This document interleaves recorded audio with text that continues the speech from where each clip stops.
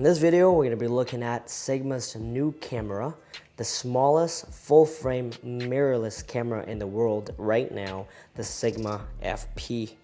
Now this camera is crazy small. This really looks like a freaking point-and-shoot camera, but this camera packs a lot of punch for such being a small camera. This camera weighs around 370 grams without batteries, and it weighs 422 grams with batteries, which I have right now.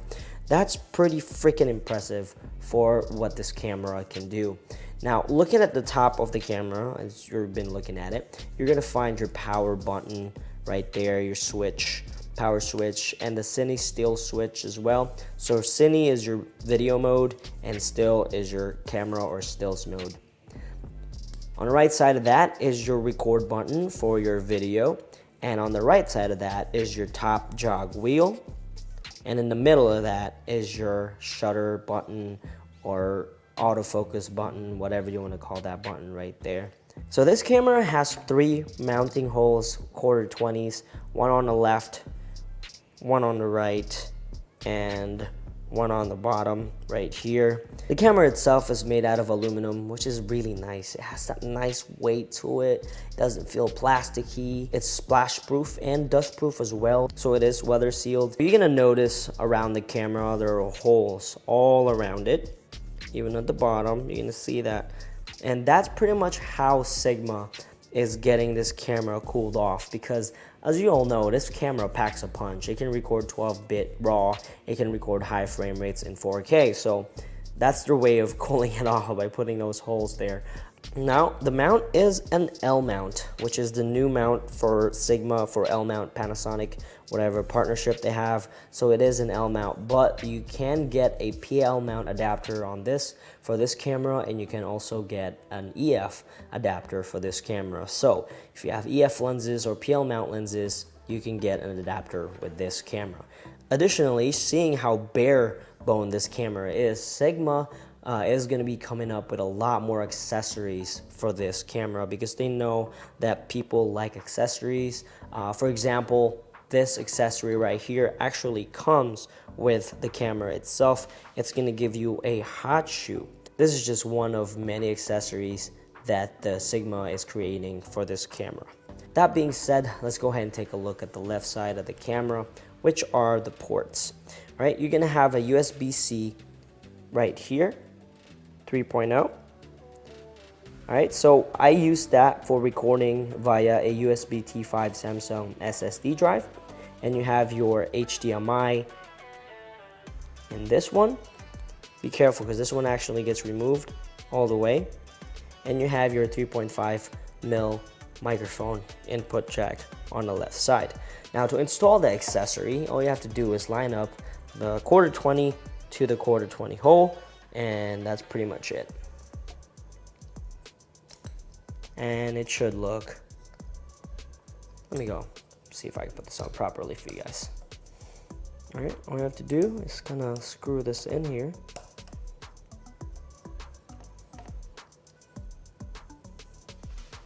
And there you go. Now you have your hot shoe right there. Pretty cool. So now it's just an extended version. So I don't know if you can see this, but you can still put an HDMI cable there. So you're not losing your cable, you can still put it inside. All right, so let's go ahead and take a look at the bottom of the camera. So like I said, the bottom of the camera has a 1/4-20, and you will find the actual battery compartment on the bottom of the camera. There's the battery.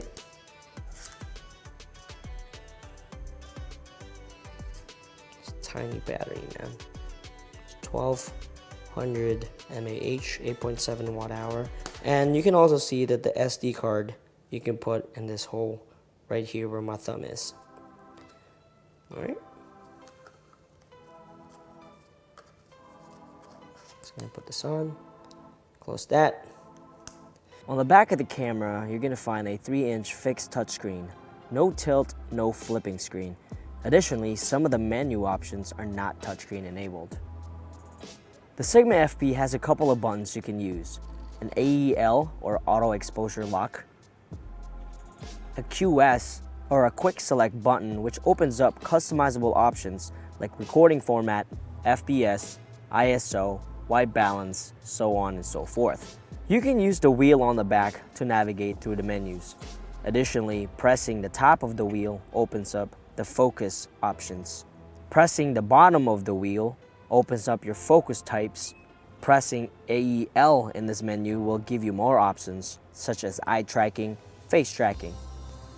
Speaking of focus, the Sigma FP has manual and automatic focus, which includes the single AF and continuous AF. There are 49 autofocus points. There's also tracking AF modes for following objects, as well as face and eye detection, like I mentioned earlier. Pressing the middle of the back wheel lets you do a zoom focus assist.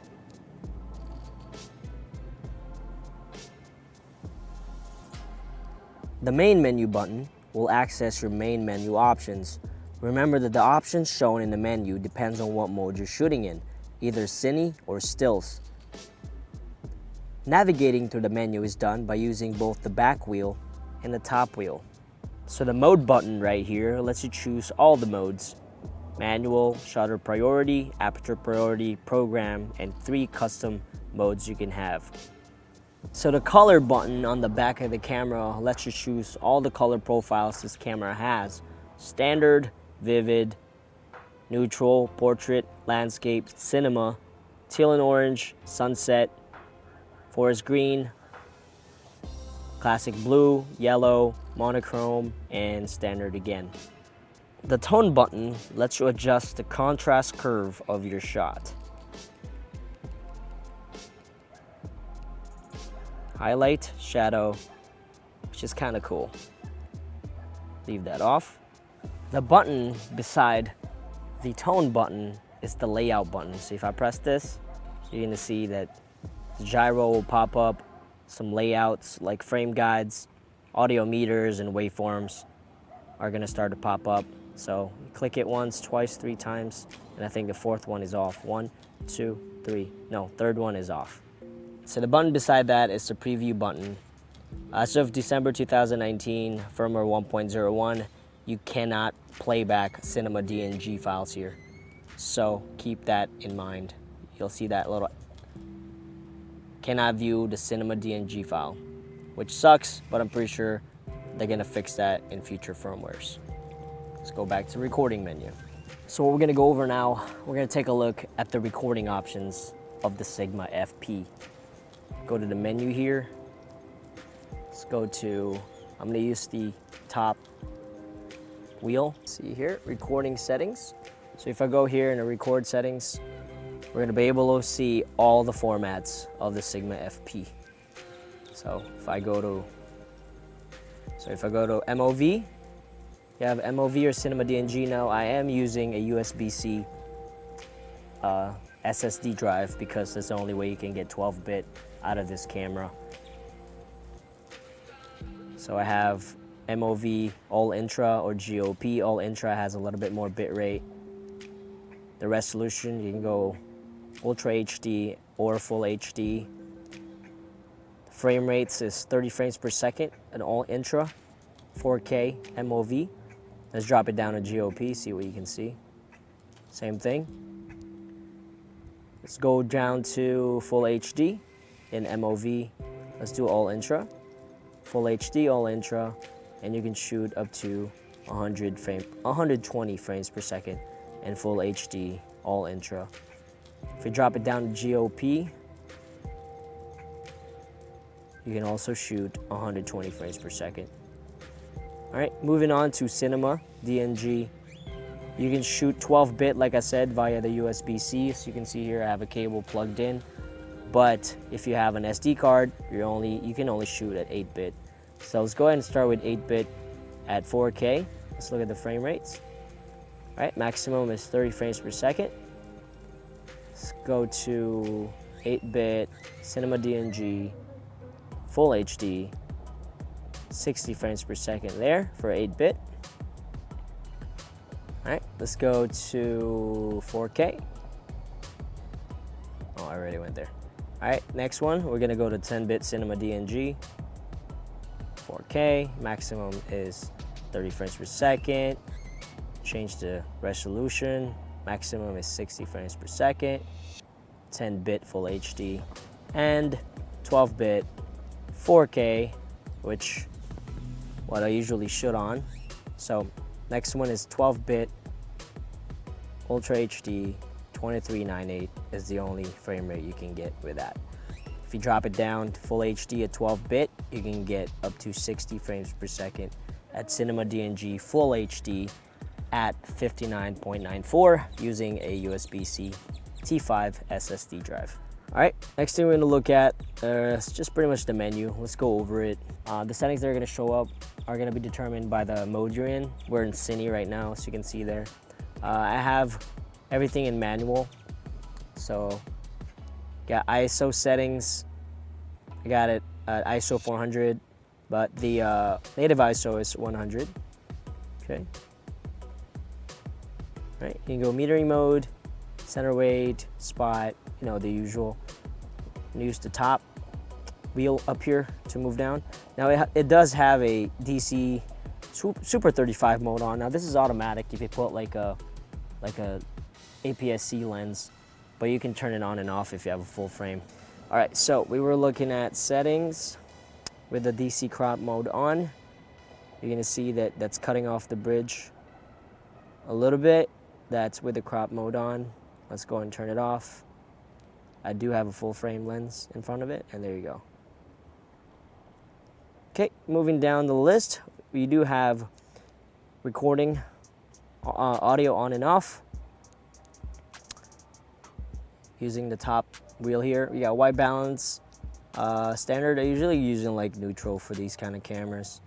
Tone control, which we already talked about, and you can also do some lens compensation, which usually I turn all this off because I don't want to.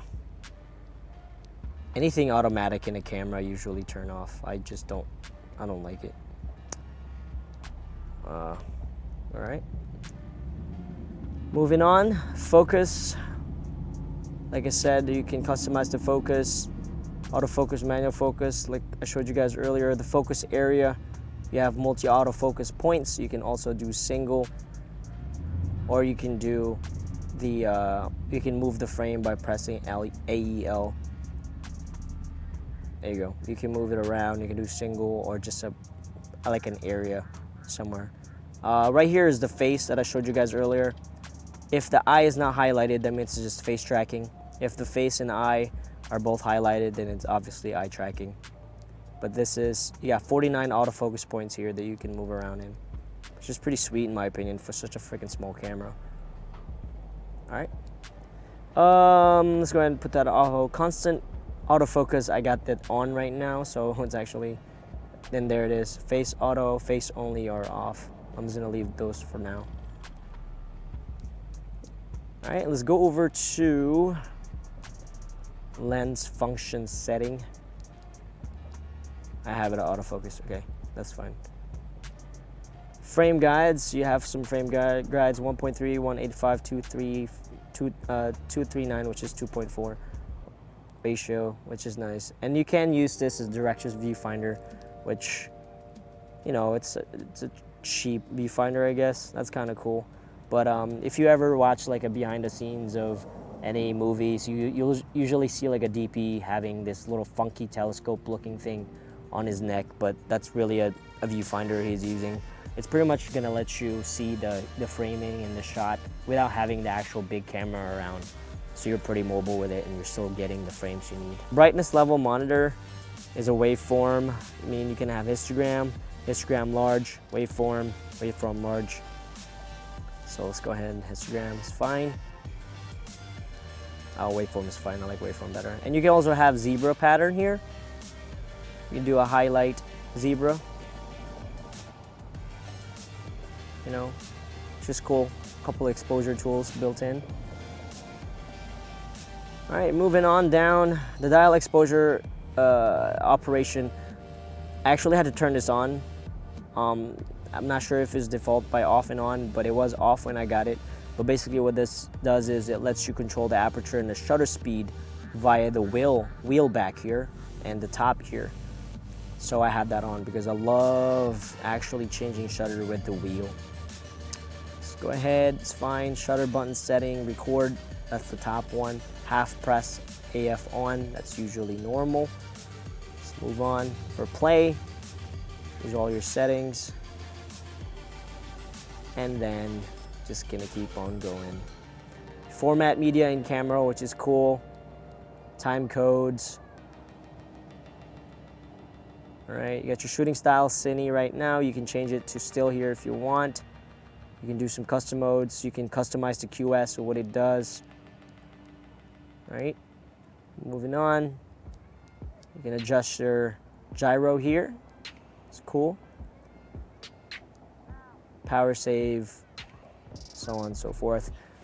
Now HDMI output does let you record externally to an external monitor, which is nice. It's pretty sweet.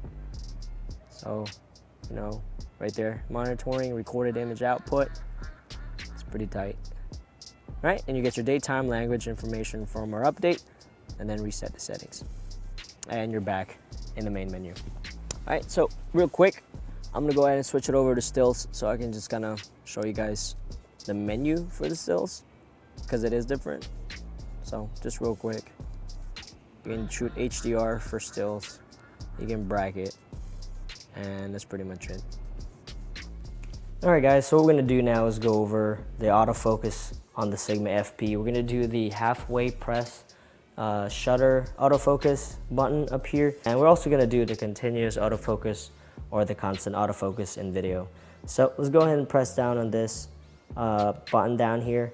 We're gonna be using the multi-autofocus points in the beginning.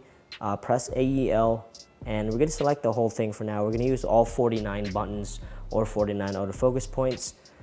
All right, so let's go ahead and get the image a little bit out of focus, and let's see what it's gonna catch. And try and record this, and then I'm gonna do the halfway press. Okay, that's catching her pants because it's pretty high contrast down there where the stitches are in the hole. So let's go ahead and turn this off. The second one we're gonna look at is multi-autofocus, but what we're gonna do is get specific a little bit towards the general direction of where she's at as far as her face goes. So press OK in that, get it out of focus just slightly, press record, halfway shutter, and there you go. Let's go ahead and try that again. Oh, I got the couch. And there you go, right on her face. We'll go ahead and stop this, and let's go ahead and zoom in by pressing the middle button. Oops. And you're gonna see that it is actually, in fact, in focus. All right, so the next one we're gonna go over is the multi-autofocus points, but with the face setting. So I'm gonna make this bigger, all 49 points. And I'm gonna press this little button here. I'm gonna turn on the face tracking right here on the top right. You'll see that that's lit up. Press OK. Let's go ahead and get it out of focus real quick. Let's turn off that zoom, press record, halfway press. It's trying. Okay. I mean, it sees where her face is, but it's taking a long time to focus. All right, so the next one we're gonna look at is turning on the face tracking and the eye tracking as well. So I was gonna press down, same thing, AEL, press this little button right here. It's gonna turn on the face and the eye. Let's go ahead and select all 49 and press OK. Let's go ahead and get her out of focus a little bit.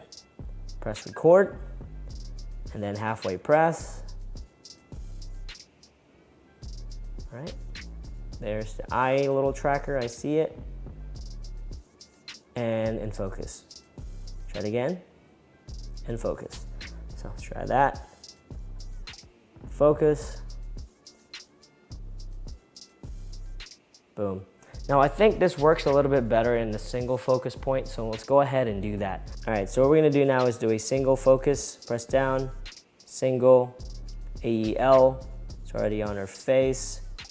Move it a little bit, panning the camera just a little bit. I turned off face tracking and eye tracking for now, so you see it's not lit up.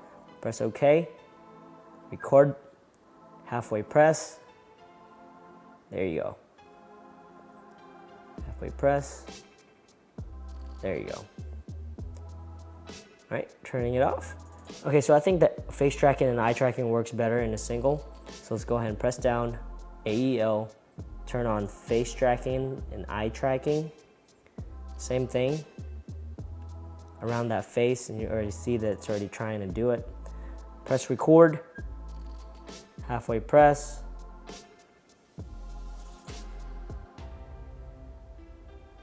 There you go. There's the eye tracking. There's the eye tracking, you can see it. So it's pretty cool that it kind of uses the best one. The one that works the best. So right now it's a square, and then it moves into the face tracking after he gets the square. After he gets focus. Goes to the square, and then once it recognizes the face, that's when it goes to the eye and face tracking. All right, so the next thing we're gonna do is do a continuous autofocus on when shooting video. So the next thing we're gonna do is continuous focus when shooting video. So I'm gonna go ahead and move. All right, so what we're gonna do now is go to single, we should be in single, and we should have eye, and we're gonna do face first. So we're gonna turn off eye. Okay, we're doing face single, press OK. And what we're gonna do is go to the menu, focus, we're gonna turn constant focus on.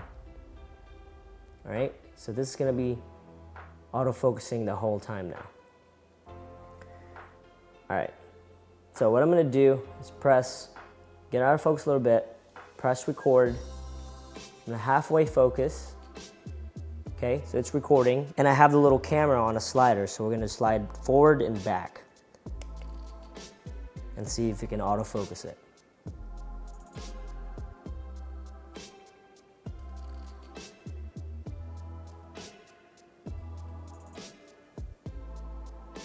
All right, now it's moving forward, and this is just face tracking with single tracking.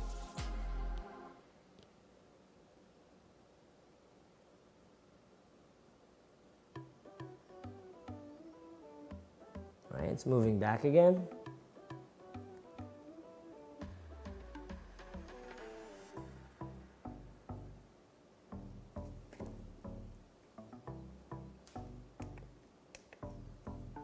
Okay, I'm gonna turn that off.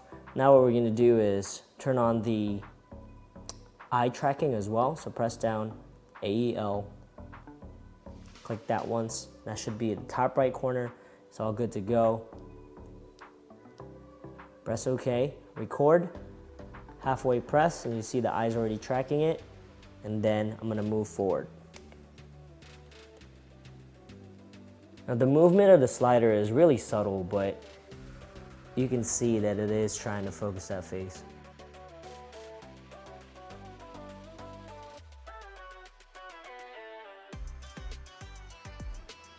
And I know a lot of people swear by autofocus in video, but for me, I honestly don't even do it, because just the fact that you can see sometimes that the autofocus is actually focus hunting.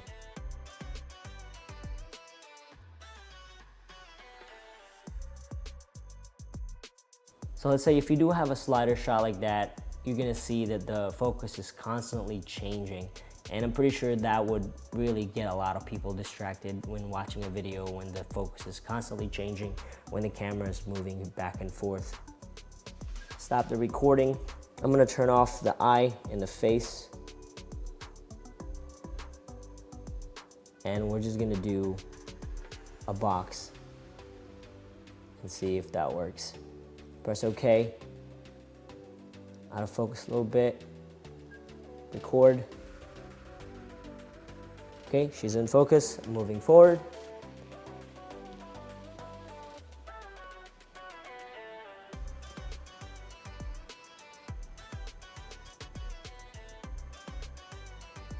And this is just a single box with no focus on the eyes or face.